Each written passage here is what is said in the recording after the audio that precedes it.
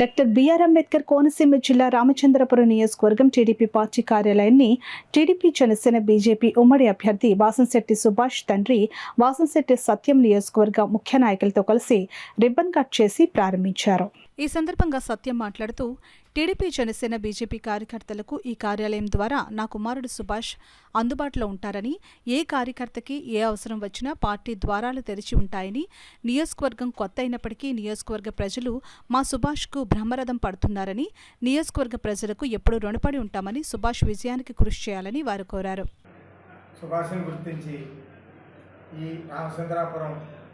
Ticket ఇచ్చారు చంద్రబాబు నాయుడు గారు కానీ, లోకేష్ గారు కానీ. అలాగే ఇందులో పవన్ కళ్యాణ్ గారి పాత్ర కూడా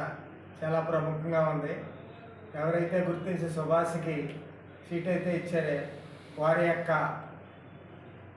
ఇచ్చిన ఫలంగా వారి యొక్క నమ్మకాన్ని వమ్ము చేయకుండా మేము ఈ నియోజకవర్గాన్ని గెలిచిన తర్వాత ముందుకు తీసుకెళ్తామని, ప్రజల యొక్క ఉన్న సమస్యల మీద, ముఖ్యంగా ప్రజల సమస్యల మీద గుర్తించి